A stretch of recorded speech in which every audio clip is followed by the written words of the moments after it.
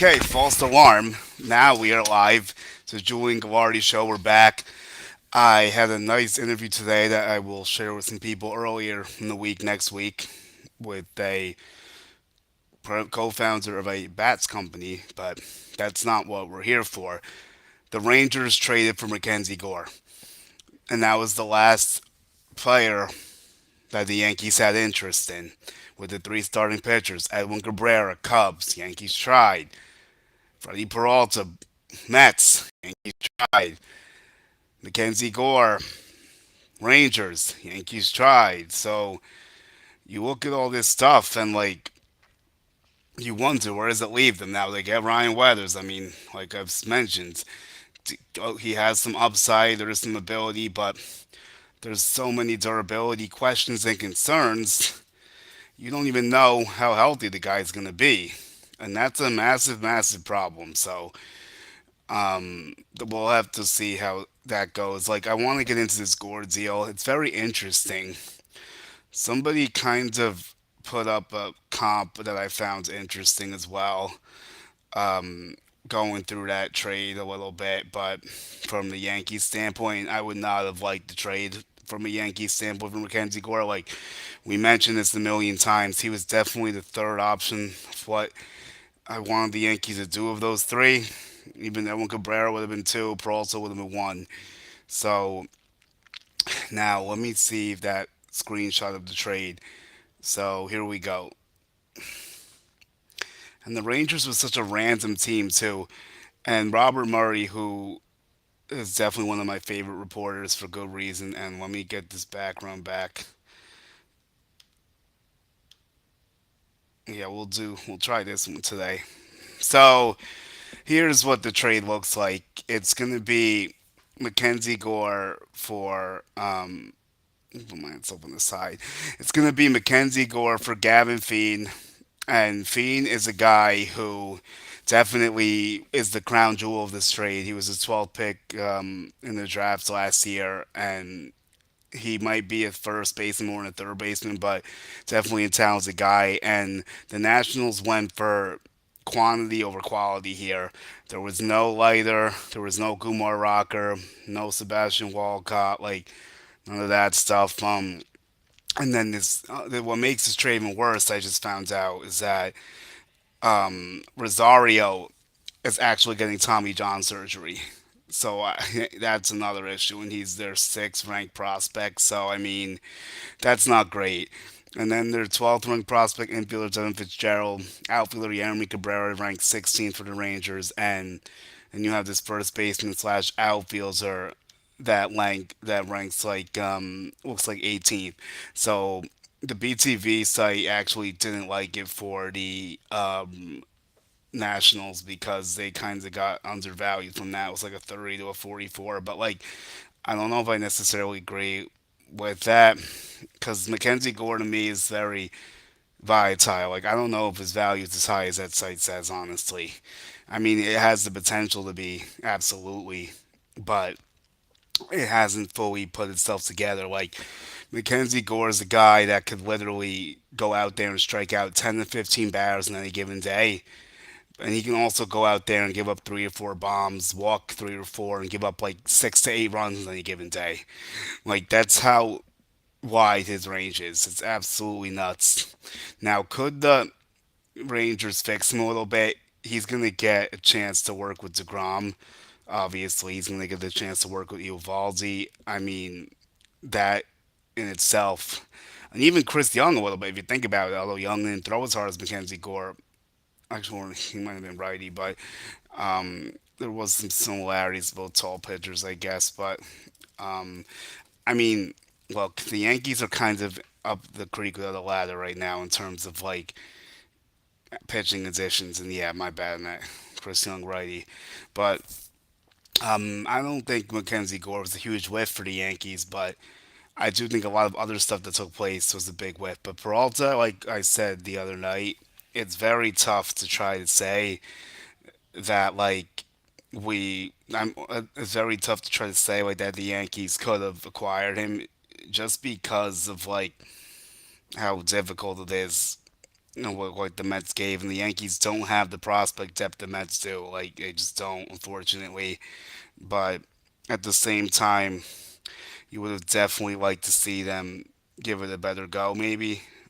But not much you could do there. I mean, sometimes you just get beat, and you just gotta live with that. I mean, look, situation at hand here is that the Yankees are not really getting better this offseason. They're flatlining. Like, they are very satisfied. They think the team is better than most people think it is. That's just, I get it because, like, that's their organizational thing. And I am going to be able to get some of these tweets up. Like, I know there's definitely a couple things now that we'll get to. But there was someone who wanted to ask me about Rasmussen and Nicodolo. Um, so I do like we have talked about them. We're definitely interested in Zolo. Rasmussen is a little iffy for me because the injury history and everything else. So I mean, you could try to do it, but at the same time, it's just not like fully ideal because he could, but again, like I've said, they don't need someone to fill like it's 175 to 200 innings. They probably need someone to fill more like 100 to like 115 maybe. So that's kind of how I would look at that situation. But at the same time, um, I would say like it's just not like it's not really the pitching that's the problem for the Yankees in my eyes. To me, it's like the same thing I've said for a while, and I just don't know how people just magically expect things to get better in October. Like this has happened year and year again. Like the Yankees will have great regular season numbers. They'll do their thing, and then when October comes, they just don't get it done, and it happens all every single year. And you can't just keep saying it's a fluke because it's not. And running back the same lineup just makes me think that they just think they're better than they are, obviously. And I don't see it. I really don't. Maybe I'm wrong. I mean, it's possible.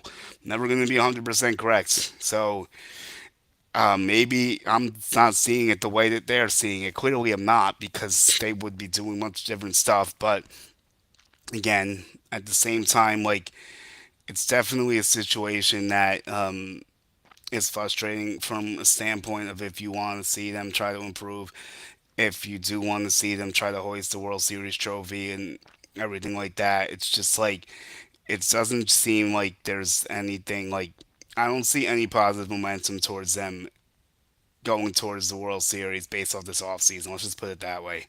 Like I think that's a very fair statement. And if people want to push back, they could, but I don't think there's anything like what has been a positive thing that's happened. Ryan Weathers is not enough. Cody Bellinger coming back is the same. The Dodgers have gone significantly better. They added the best hitter and the best closer on the market, and they already were the best team. So where does that leave everyone else? Even the Mets who closed the gap a lot the past few days. And I'll do some more Mets stuff as we get forward in this episode a little bit. But I'm trying to focus on a few other things right now, like more towards this Yankees Rangers. So like, let me see the Rangers projected rotation. Okay, I like this. I like these questions a little bit. I'm gonna put this in the chat, Death Star Alarm. Hopefully you're watching. I think you might be. So I will go through this now. Yeah, no, spitballing is all I'm doing too. Honestly, like I don't have anything definitive right now, but let's put that image up and then we'll go through it.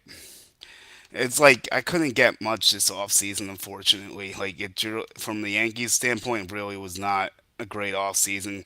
I mean, honestly, 'cause it was nothing like too crazy. It was all like the same stuff, like re-signing players. Like, and the Weathers thing really was a bomb out of nowhere. I mean, I'm trying to do the best I can. I'm always gonna do that, but like this off season's been challenging for sure. But sometimes you just gotta go with the punches and see what comes. Like eventually something's gonna come, but we'll have to see. Yeah, they signed Luciano too. All right. Do you think the Yankees will get another pitcher and hitter before the off season all said and done? Um. Okay. So This is definitely a valid question. Thank you for asking it. And I'm going to go through, I'm going to do a two for one here, I guess. So, Zed Star Alarm DSA is thinking about some pitching names, so this kind of goes with you. And then the hitting is really, really tricky right now. Um, if I was going to say for these names, and it's DSA Alarm on Twitter. Shout out to Cameron on Twitter too. Thank you for hopping in and asking the question. Zanzi could be. I think he's only owed $2.1 million. So let me see here. But wait, this doesn't even make sense. Whatever. So if I go through this, it's like Pavetta. Pavetta is like an interesting one because the Padres are in such a weird spot. I don't know, but the Yankees and Padres have done deals in the past, so I wouldn't discount that. Brady Singer, yeah, that's been floated a little bit, and I think if anyone gets traded off the Reds pitching staff, it's him. I don't know if they'd be as inclined to trade Lozzola. I feel like that's more of like a fan thing that's being created than an actual substance of smoke thing. But I know the Reds have said they'd be open to trading certain rotational arms, but Lozzola would actually be well, the best one on here is obviously Reagan's, but that's really close to impossible for the Yankees to do because that cost is going to be more than Peralta, Gore, and Cabrera. So Liberatore is an interesting one. I would not be opposed to that. That would be a nice. It's almost like a weather situation because the Liberatore has been durable. He just hasn't had the performance. And then Rasmussen, like I mentioned, there's a lot of questions with Rasmussen. Like I think I'll actually pass on him personally. I do like him when he's healthy, but there's too many other things. And like he also doesn't get strikeouts. So I don't really like that too much.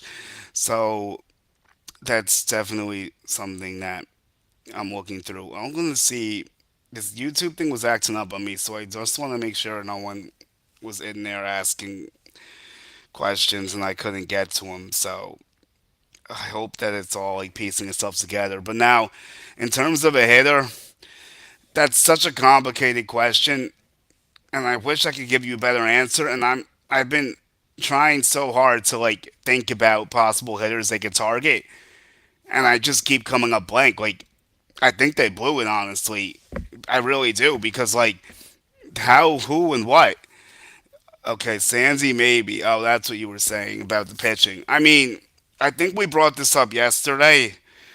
Um, I don't know if the Marlins will deal him and Cabrera. It kind of felt like a one on the Boom Post game on Twitter. It kind of felt like a one for two. Like it wasn't going to be both. Like it might just be one. And the problem is, I still think the Marlins have Sansi at a value that's too high, and it's not matching up with like what other team how other teams are viewing him. So I don't know honestly about him still. And the Marlins, remember, like they're not trying to tear it down. They really just traded Cabrera. Like they are trying to compete right now, and I do think like there's definitely some substance to like the Marlins competing. I really do think that they could end up figuring it out a little bit. Just because like you saw the way they finished the season last year, you saw the way that they had all that hype in the stadium for the first time in a while. Like people are a little getting excited for the Marlins again, kind of. So I don't know if that's necessarily the route they're gonna go. I really don't. But if that's what they want to do, I mean, they definitely could. It's just like a different. It's just like a different mindset, honestly. Like if they're gonna compete or not compete or whatever. But that's like my long-winded answer to that. In terms of hitting, like I gotta get creative because like where would they put the hitter? That's the problem. Like I definitely understand the need and want for one, and I would prefer they add a bat somehow too. I just don't know how it happens. Like think about it. Bichette was maybe a shot. They didn't do it. Tucker, they weren't interested. They went for Bellinger instead, so they didn't go that direction. And then you look at the situation with like I'm trying to think who else was in there.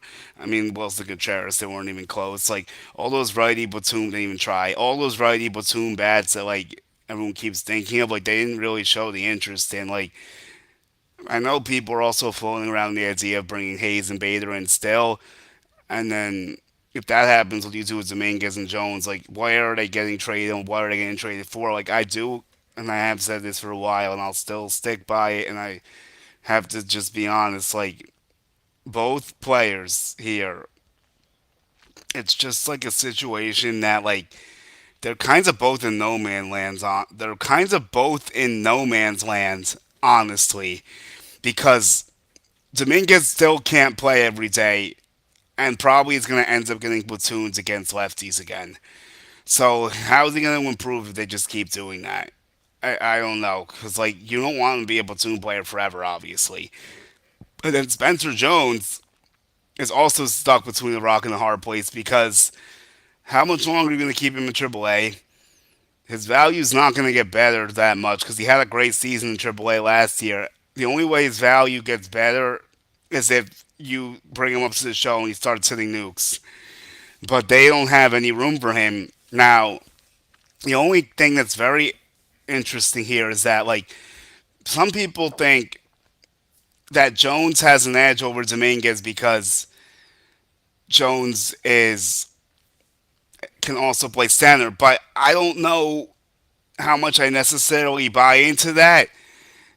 Just because the fact is like Bellinger's here now and he could be the backup center fielder. He's back.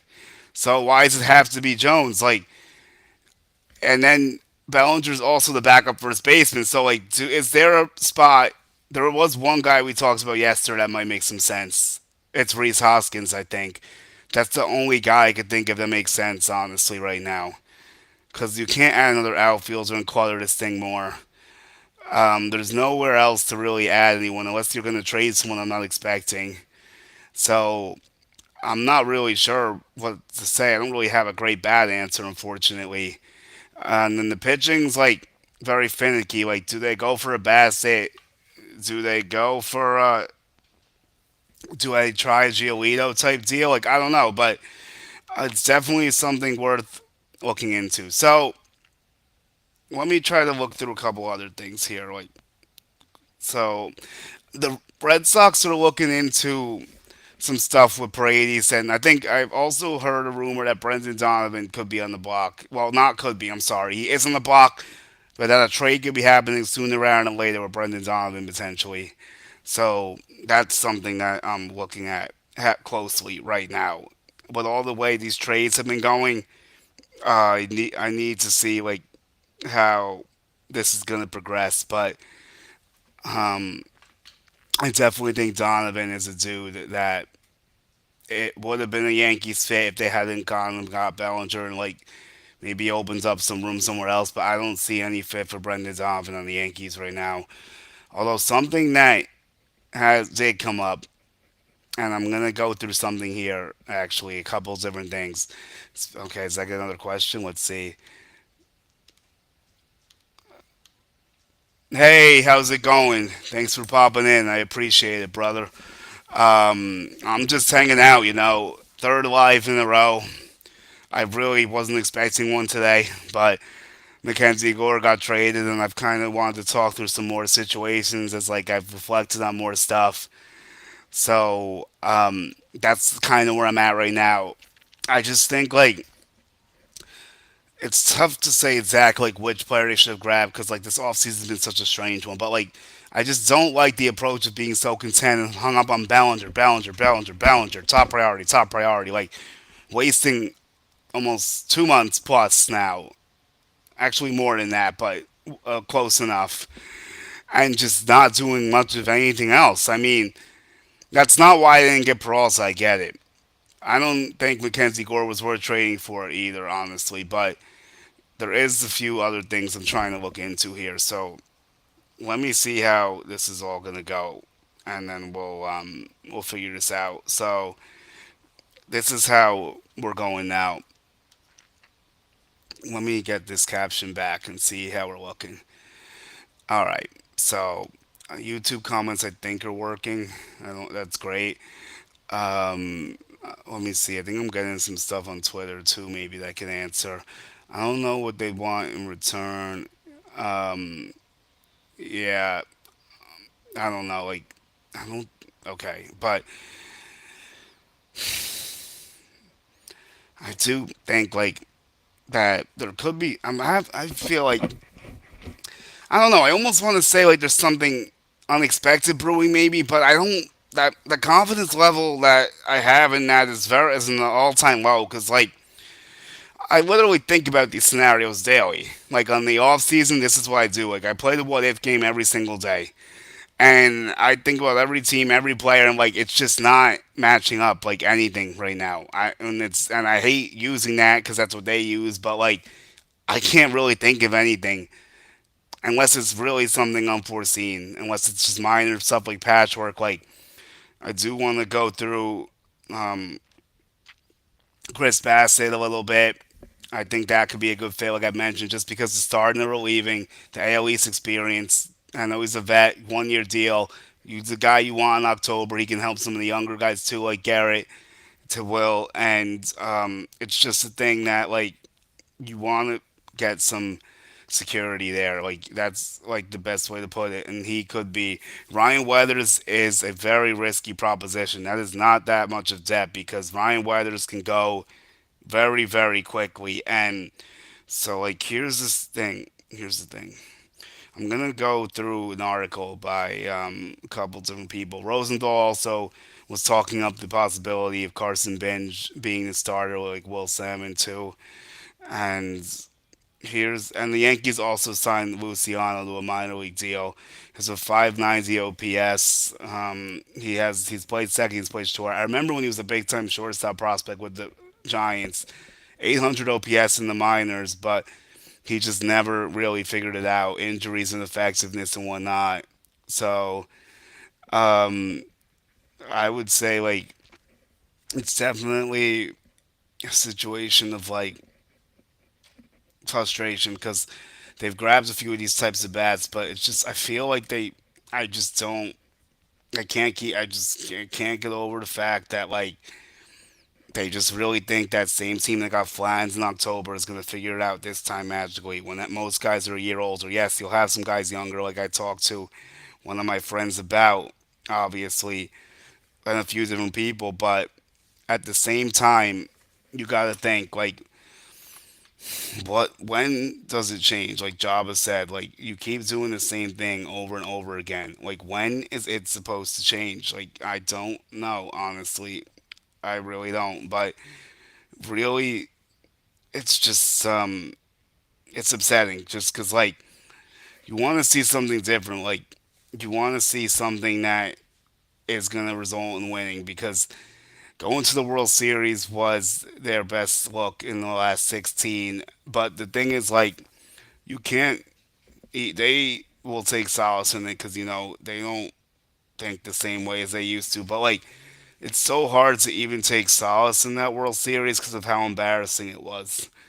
Like, who has pride from making that World Series? And think about it.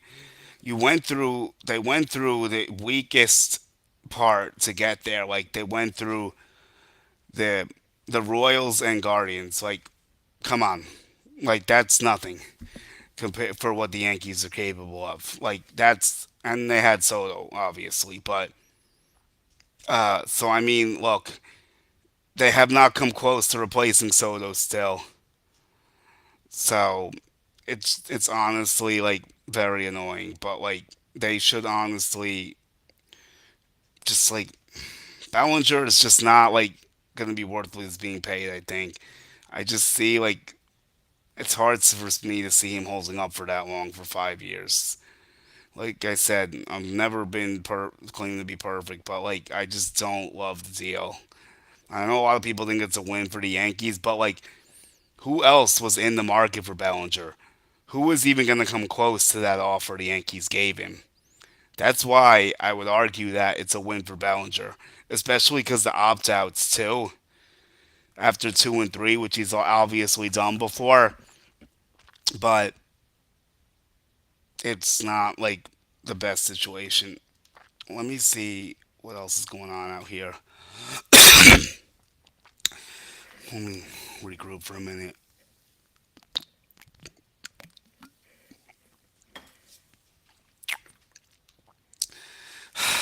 I mean, look, it's just the type of thing that like you're gonna want to have a better standing of, you know.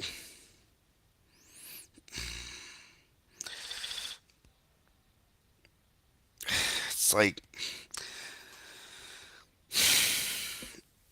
where do you like what's the best case scenario for the Yankees this year? I don't like an ALCS or World Series trouncing by the Dodgers, or is it a DS exit by the Red Sox by the Blue Jays again, and then you go into the lockout with the Dodgers three-peating? Like, is that how this is gonna go down? Honestly, it's like that's not what it should be. That it just shouldn't. It just should not like be that. But um, that's like how they've said it. All right, here we go. Jordan Blackwell, what's up? As much as I like Bellinger, but he's a support piece at best. They just have a consistent high nucleus level around Judge, which is egregious with the payroll they have. Yeah, this is basically what I'm saying.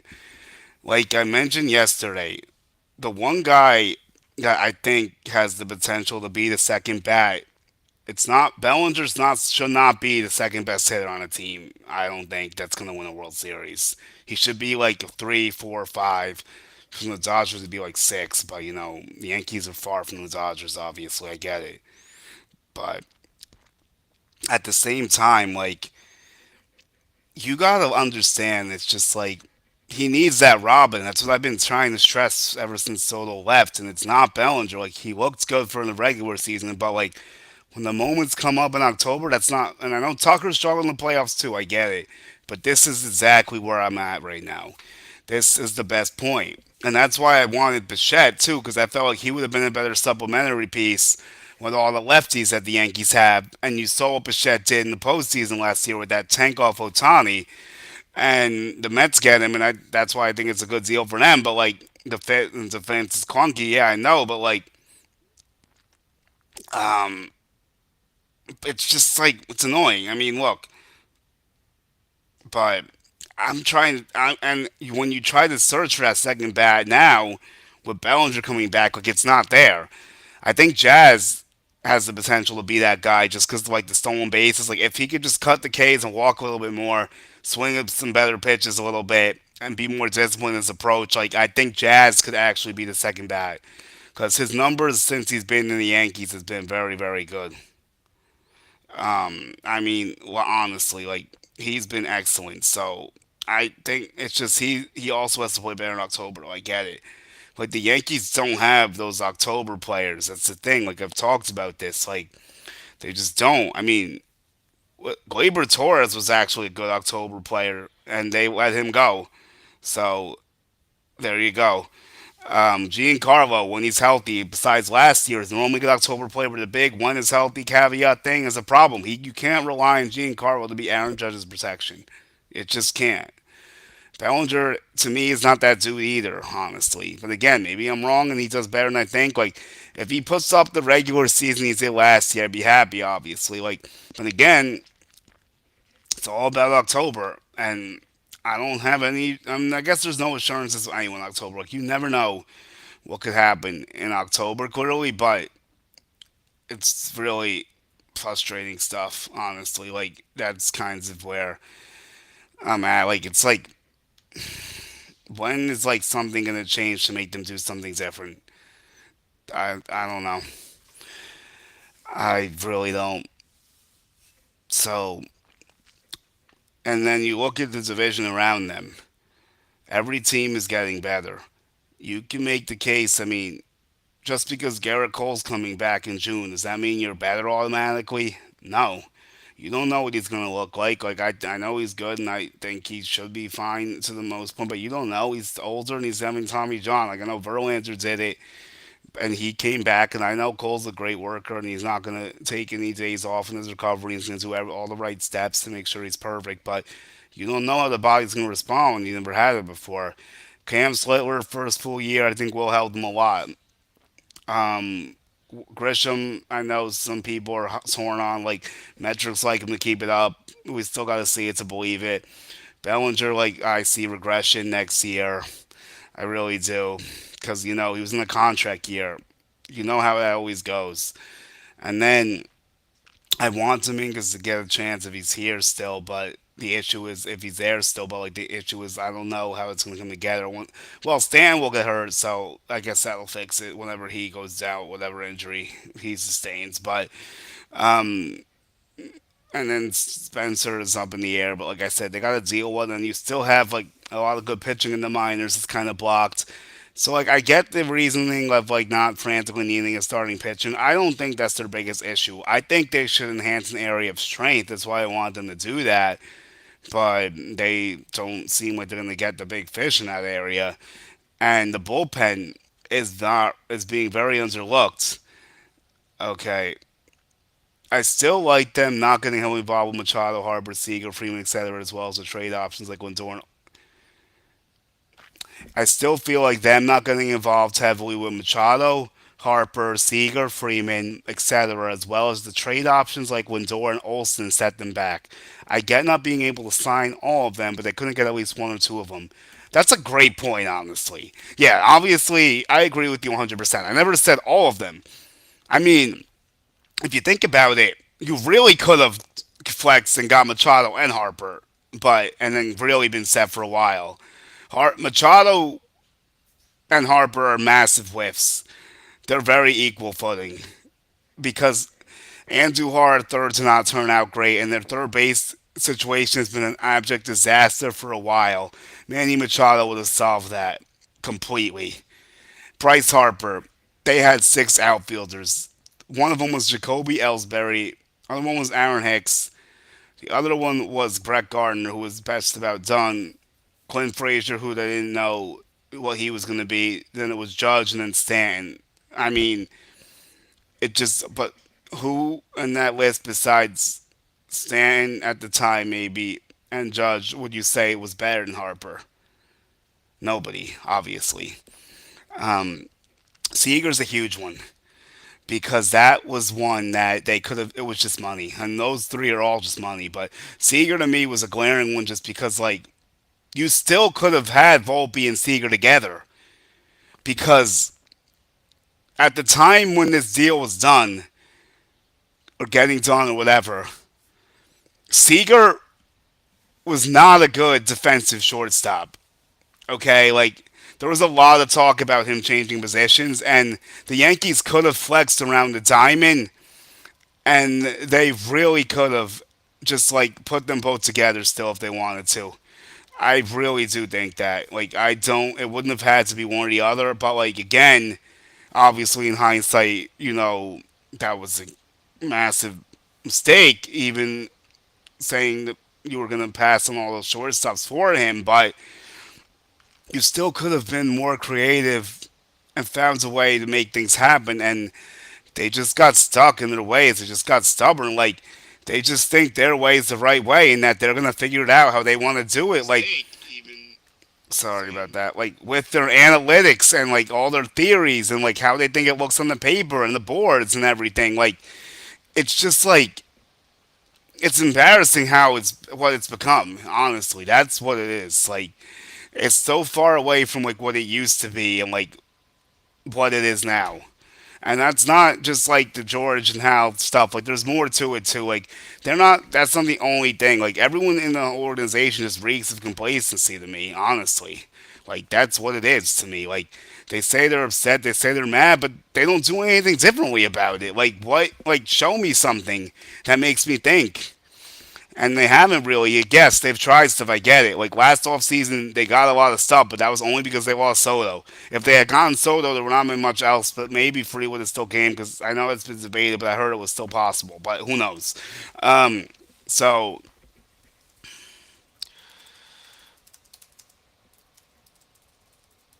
But I mean, it's just been a great. It's just like when is enough enough?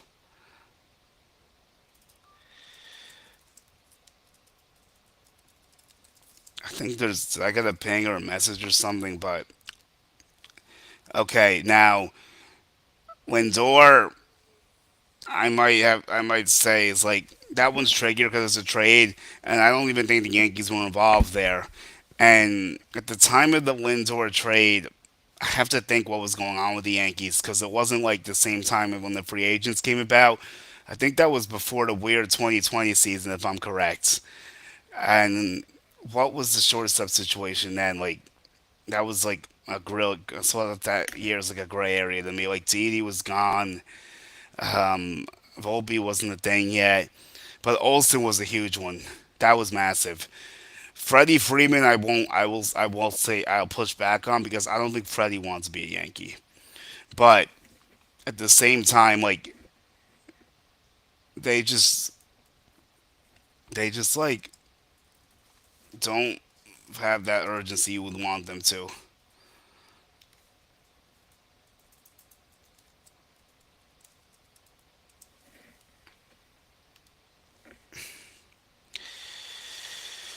Hmm.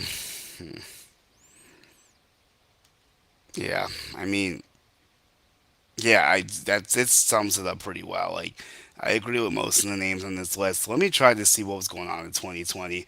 Sorry, I tried my best to forget that year because that was like definitely one of the worst years of my life, probably well everyone's life. But like, it kind of did help me set the groundwork for this stuff. But at the time, you didn't know what it was gonna do, so it was terrible. And not going to a baseball game in a year is probably pretty awful for me.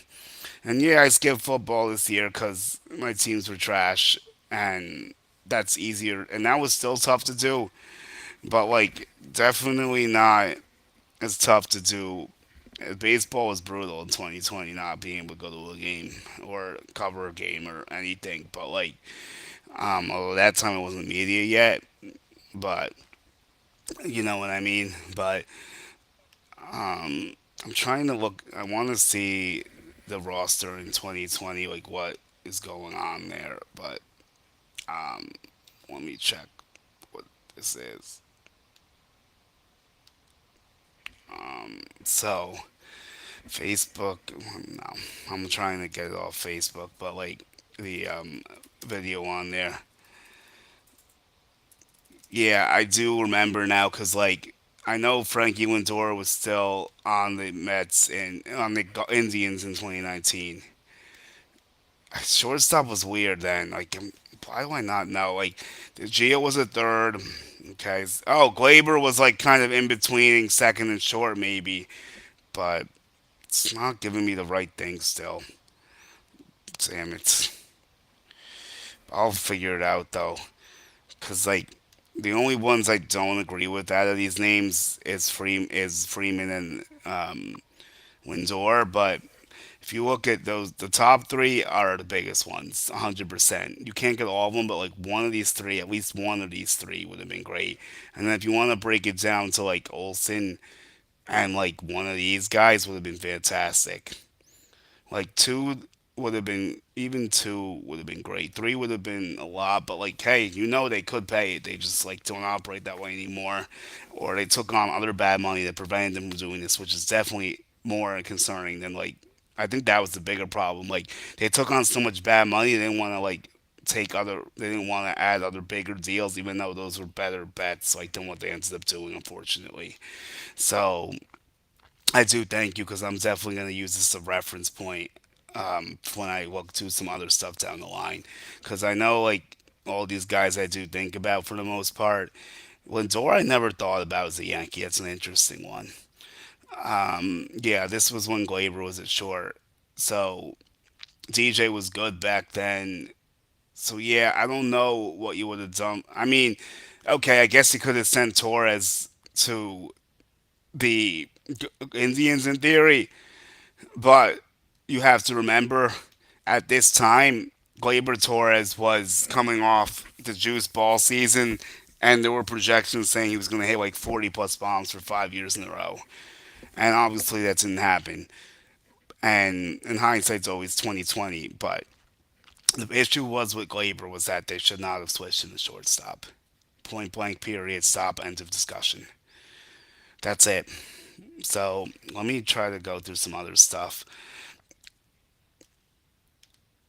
I want to see and I do think Mackenzie Gore will be a nice fit for the Rangers, kinds of like, because he's gonna go in there. I'll get the projected rotation, and I'm gonna go through the comp of like what it would cost from the Yankees standpoint.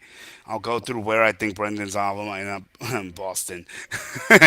Boston's definitely gonna get one of those bats. Like something's brewing in Boston. Like they have room for one more. Like they're aggressively trying to get a bat through the trade market, and I think they will get someone.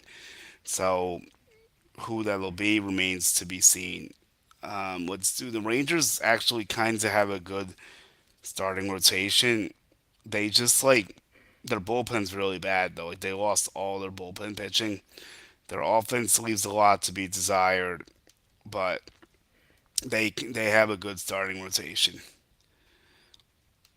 Let's see what comes up here.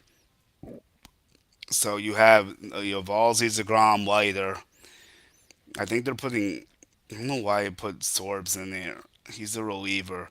So let's say you use Rocker.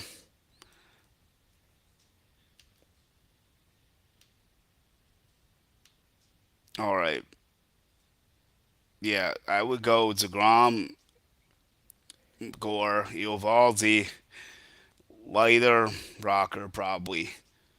Yeah, that sounds good to me, honestly. So I get it. It makes sense for them. I just don't really think it moves the needle that much that the Rangers are all of a sudden going to compete because they got Mackenzie Gore. Their offense is still a mess. Like they have a lot of openings and stuff. Like, are they like a third or second place team? I guess like a third in the AL West. Like it's possible, I guess. And then you look at some other spots for them. Higgy and Jansen are catching now. Jake Berger's still there with Turan, Young, Peterson, Seager, Josh Smith, Carter. This outfield's a little bit rough now too. Even though it was Nimmo, Carter, Langford, and I mean, okay. I mean, there is some stuff to work with here. It's just a lot of questions, a lot of bust material. Some guys have been injury prone. Like if these guys play like the back of their baseball cards, then it's possible that they could make the playoffs. But it's a question of health with them. So I mean, maybe it'll be better than I think. So you know what? Let me do the thing that I want to do with that Yankees projection. So yeah, I mean,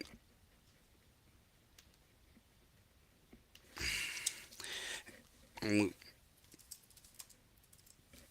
yeah, I mean, it's less. I heard something for Lagrange as a pair, and I didn't like that automatically. So the Red Sox are talking to trade for the infielder. Paredes is on the radar, and the Cardinals, Brendan Donovan, like I mentioned, that was from Boston is one of the main, and they also are in on Nico Horn and the Red Sox. Now, is that a way the Yankees could get him? Like, it is a little complex, but maybe that's a bat somehow. So, I mean, everything's possible with that. But there was also rumblings that the Yankees and Mets actually tried for Scooble, and they were quickly told no chance. So, that's interesting, I suppose. Like I said before, here's the thing with Jojo Romero for the Yankees, which I've definitely talked about before, and here's the other situation. Like this is what I was talking about too.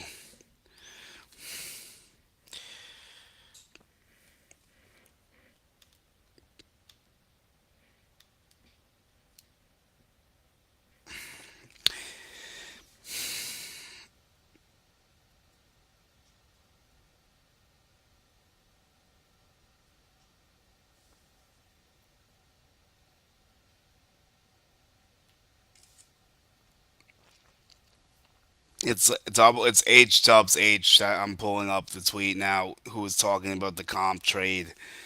that I like the comparison of, honestly. So, I mean, that's a thought that can stay. Um, it's just, I think the hitting's a bigger issue than the pitching. It's just like I wanted them to try to create a bigger advantage in the pitching. But look, if everyone's fully healthy, I'll put the glass half full and say this. I think like there's so much potential with this rotation. Schlittler in a full season could be special. Um, Obviously, Rodon is going to be a question mark, but if he's healthy and pitching well, you don't question him as like a three. Max Fried, same situation, but the only issue with Fried is clearly October. Although Arias, okay, you know what? Honestly, okay. Here's the thing. I think I actually have a solution to this. That, but I didn't love MacKenzie Gore's fit at Yankee Stadium. Neither did Jared, obviously. He's not here today, but we'll be back next week with something. Oh no, not that one. Sorry about that.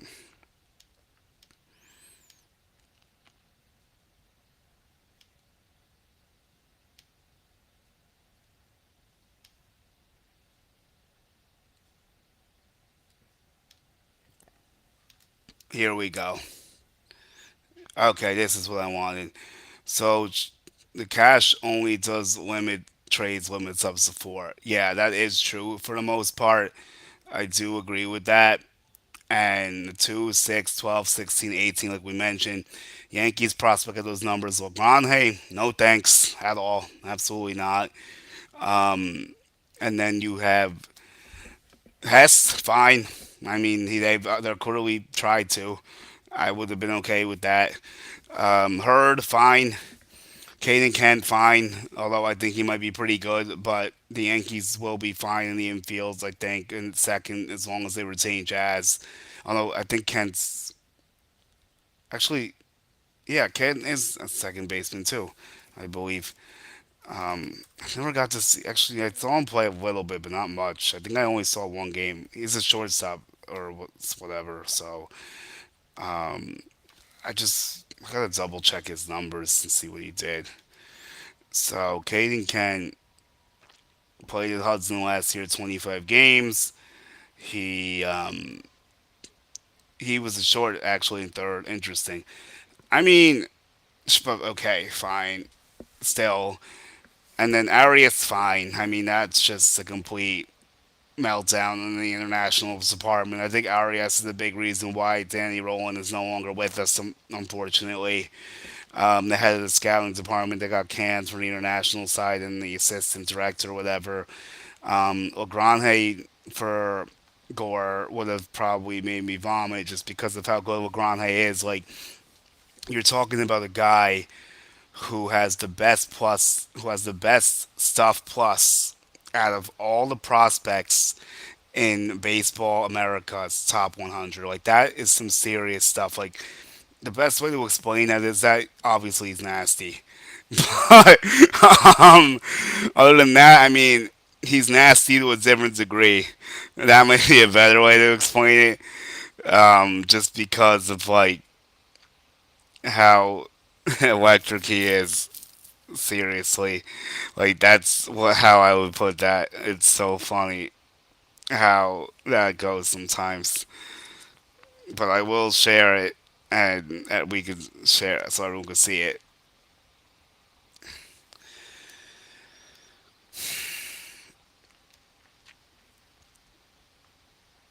But yeah, that's a decent comp to me. That's not a bad comp, and I would be okay with most of it except Bagran. Hey, because I just think he's a dog. Honestly, like I mentioned with Smith Brickner, who's a scout for baseball perspective, and then Sandy on dugout too, and stuff that we've done with him, and I got to interview him. That's always been fun. And okay, here we go. I almost got it now. It's just Arias. I just can't even begin to describe like how bad he is. Like what an absolute.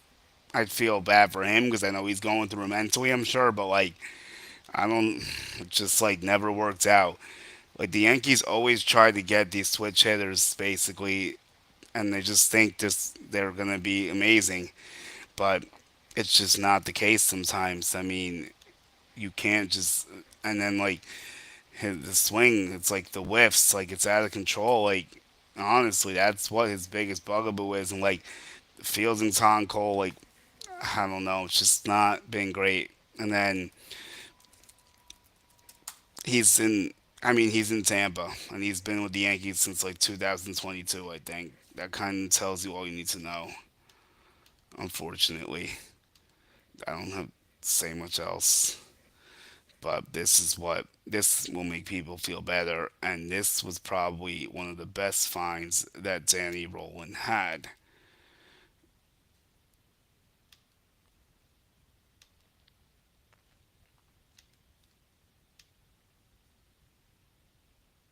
Yes, here we go. Well, Granhe, and I think he's only going to continue to go up those charts. I feel like 93 is low, honestly, on their rankings. And they saw him pitch at the Futures game last year. Like I sat down with these guys and ate dinner with them, but they like him, but I guess they're probably worried about the reliever risk and the volatility of the walks, which he cleans up a lot, by the way. Secondary's got better, fastball shape got better, like Smith said. I mean, I'm not, I don't want to give it up for a guy that might be a questionable fit. Because first of all, you want the righty opposed to lefty. Second of all, Gore's home run rates and walks terrible, terrible, and the fly ball ground ratio terrible. Like the thing he does well is strike people out, but like when he doesn't get that, it's an issue. And he doesn't get consistency, like it could snowball on him quick, especially against the AL East. I mean, the NL East is tough too, but it's a different beast than the AL East. Yep, the beast that feeds the East. Okay. Now, you know where I'm gonna close down actually. I think I'll go with Brendan Donovan here.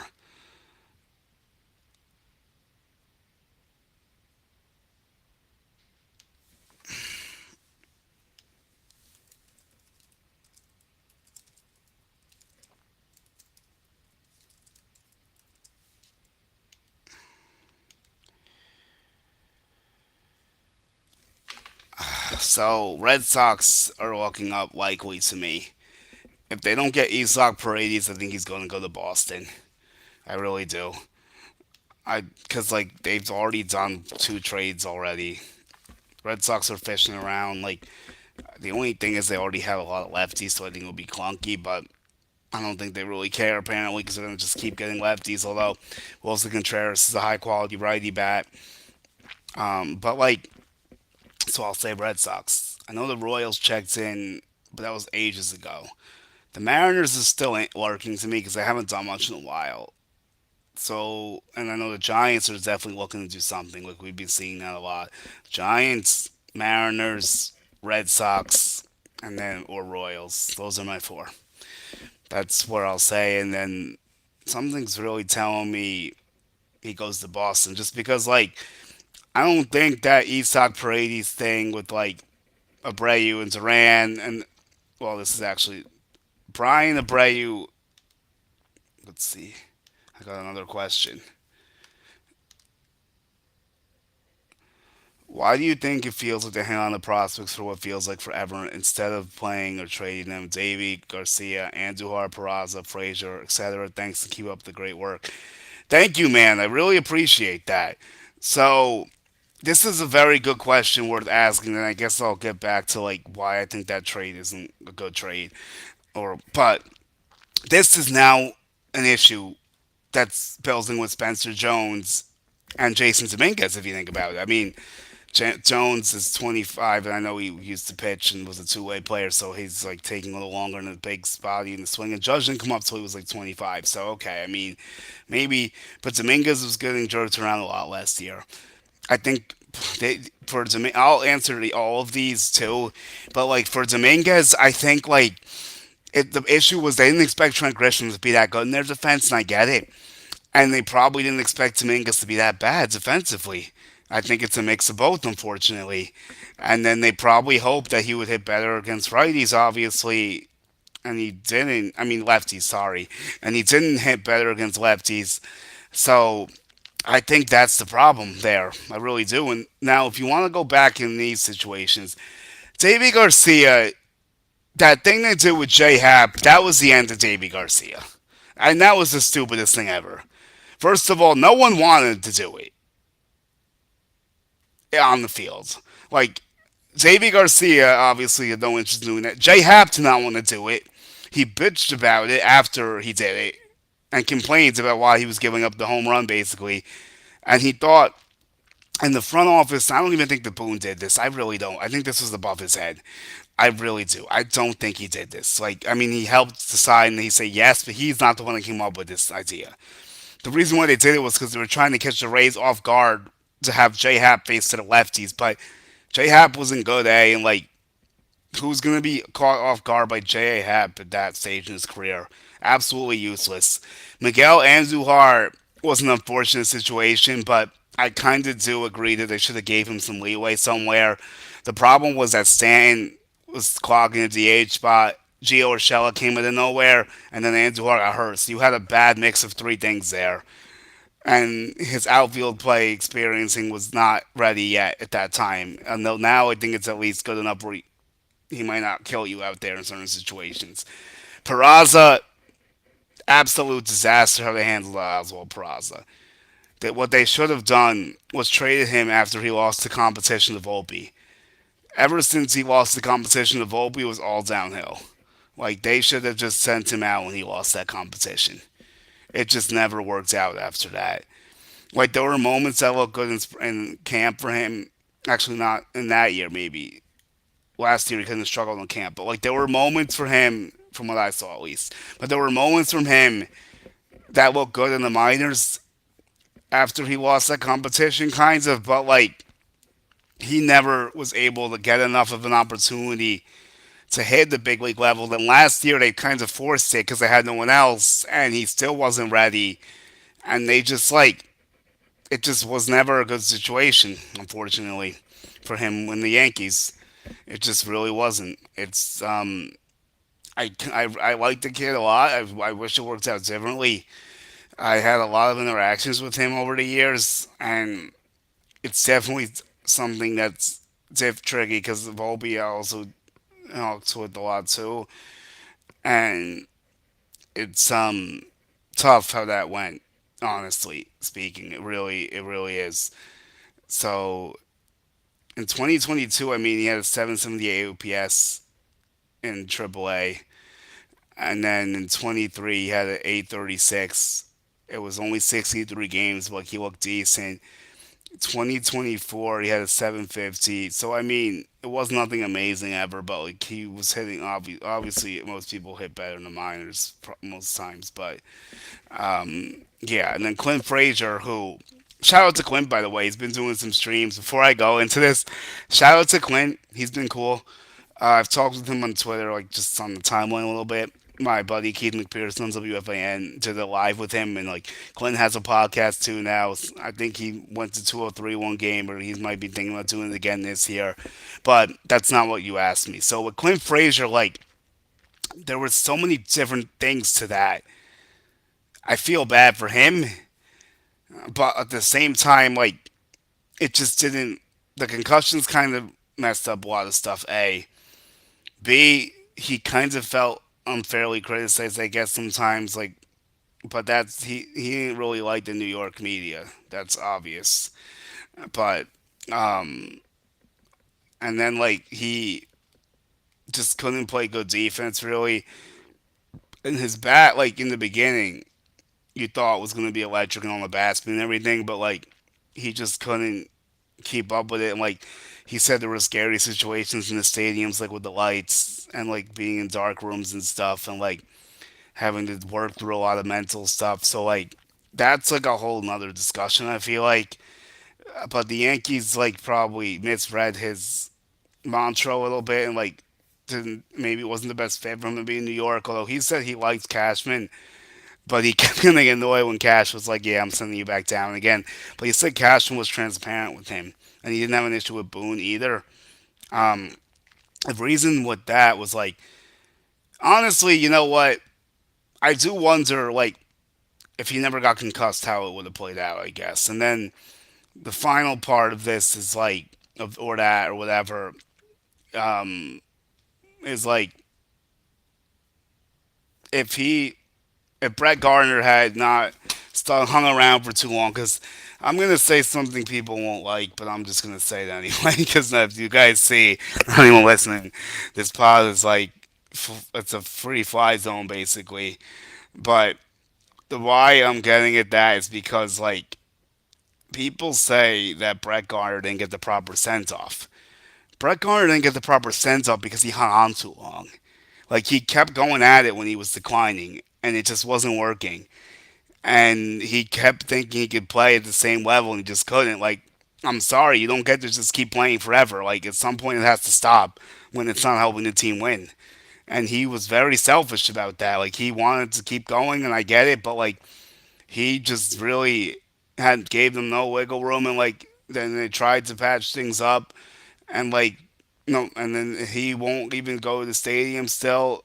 And I feel terrible about what happened to his son, obviously. And Brett was a great Yankee for a while, probably better than I give him credit for, to be honest. But he just the other problem with Brett was that he never got it done in October, but he was very consistent in the regular season at least. And I will give him credit for that. Like he was definitely better than I realized at the time because when he was playing, like we weren't looking at WAR as much. Now you kind of see the value that his defense and speed added because the power numbers never pop off the page and the stolen bases were good in some situations. But like, I probably didn't give him credit for his defense because his arm wasn't good, but he got to like almost everything. So that's where his value came in a lot of situations, I would say. But yeah, I mean, this is a big problem. You wonder if what now do Dominguez and Jones fall into this category? Do some pitching prospects fall into that category? Like I don't know for sure, but it's not looking great right now. That's really what I'll say. So let me close this down with not Brendan Donovan now. And now watch this happen. There was one time I got myself so badly. I've had a pretty good off season, okay? I think with like most of my takes and guesses here, but like and some not guesses, source info, but like um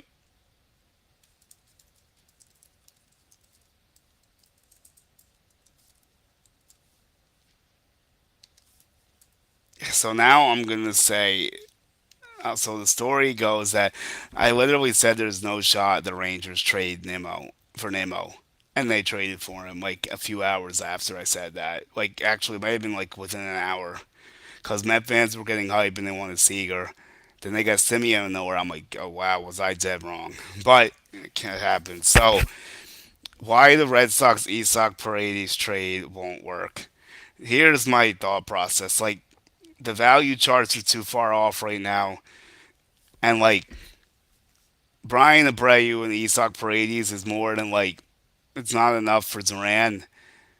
Apparently, it's closer if you want to get Willier Abreu, but the issue is like why the Red Sox don't seem to want to sell Duran low. And I don't think Paredes will be selling him low, and Paredes actually is a good fit for Boston. Duran is a good fit for Houston, but I don't know if they have the pitching pieces to make that work because the Red Sox have had to give up a lot of stuff. I mean, the Astros farm is not good at all. That's another issue with this idea, I would say.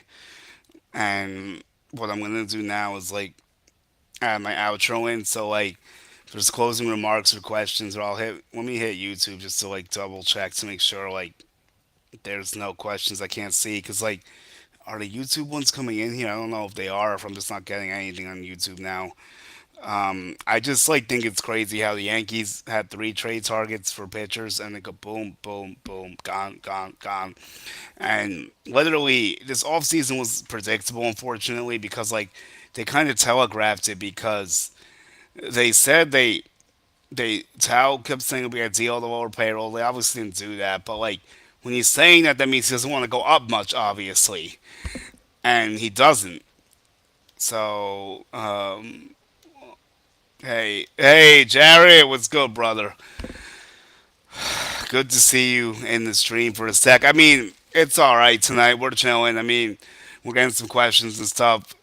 Trying to see if YouTube is working with this. Trying to throw my outro in to get it on here and make it more consistent for these other videos that I'll work on. So I did get it. Awesome. All right. So that'll be coming in soon. Let me look at YouTube. And I apologize, everyone. Like our YouTube and like restream link is kind of acting weird. I don't know why, but it's not like pairing. I think unless I'm not getting YouTube comments today, but it didn't pair yesterday. Oh no, it did work today. Cool. Okay, that's good. Yo, right, ALGM 17, right. Yeah, so that's good news. YouTube comments are working again. So Jared, I kind of just went over the Yankees whiffing on Gore, like how they might not do much else. Like people ask me questions about arms or bats they might get. I kind of tried to go through the rundown of like what I think could happen. I brought up Reese Hoskins again. Like I can't think of like that big start, like the Robin that the people want for Judge just doesn't out there with the way this roster is. Like I kind of said, the righty bats. Like if you get Hayes or Bader, and then what does it mean for Dominguez and Jones even more? And you're already cluttered. Like it was, so that's kind of how things went tonight. I talked a little bit more about the Issac Paredes and Duran thing, and then like someone did tell me they think Brendan Donvaon might be on the move soon. So I said Red Sox are my favorite for him right now because the Cardinals and Red Sox have been doing all these trades. Royals are like were brought up for ground meetings. Mariners and Giants have been in there, so those are my four for him. And I'm gonna lean Red Sox, and then like the Giants are really sniffing around for something. I think we've seen them attached to a lot of stuff, so I do wonder like what would be the situation with that. And I'm gonna say something else too. Like the Yankees should not go near Zach Littell because of his home run ball potential, which is not good. I don't think that's a fit. Rasmussen, I'm on the fence about. Lazzolo or Singer would be great. If Pavetta would somehow happen, sure. Um, and then if you think about Lopez, like I mentioned yesterday, yes. Joe Ryan, absolutely, but that's a prayer, and that's way more than the trades we've seen happen so far. And then Scooble said like they said Scooble is no shot for a trade for Yankees or Mets, and the Mets didn't even offer Binge in the deal for Peralta. Apparently, Binge is definitely going to win the job. It's like it's 100% going to be Carson Binge in left field for the Mets on opening day, and that should be good. I think it's a good idea. I really do. I think he's really good. But we'll just have to see how he can handle New York because that's going to be a challenge. But uh, I think people should be excited for Carson Binge. I really do. And the Mets, like I would say, they're back in the discussion for winning the NL East again. That's how much they've done. They're right back in the conversation with the NL East. And could they be the biggest threat to the Dodgers? I mean, maybe. The only thing is, like, will Devin Williams get back to form? That'd be my biggest question, probably one of them. The rotation's much better now. And then the infield defense with Bo at third, and Polanco experimenting over at first might worry me a little bit. So that's kind of how I would go with that. But I think we're gonna close out here. Let me see. Okay, awesome. The outro is here. Well, all I gotta do is play it. Hopefully it doesn't take too long. But yeah, Rangers trade for Nationals. Yeah. So I mean, I don't know. Maybe there's something we're not thinking about. I try my best to cover all bases, but I don't get everything right. There's definitely stuff I miss, obviously. So maybe, but you never know. Sometimes you can get a surprise at the spring training. Like people make the team to get hot, they stick, and then all of a sudden you're way further than you thought you would be. But I'm gonna throw up my handles. But before I do that, like I do want to thank people for helping me get close to 500. We're like seven-ish away now. Gotta hit that five soon, hopefully. And then I'm looking for the closeouts besides like the outro. Where is it? Uh oh. All right. Well, I get this. It's not great. Oh, here we go. Okay. So the sub you already know. It's Julian Gallardi, and YouTube is Julian Gallardi Show. X and Twitter is Julian Gallardi 1. Instagram, Julian Gallardi 11. TikTok is my name, and Facebook is my name. Been posting like crazy on all these platforms, so everyone pay attention. Thanks.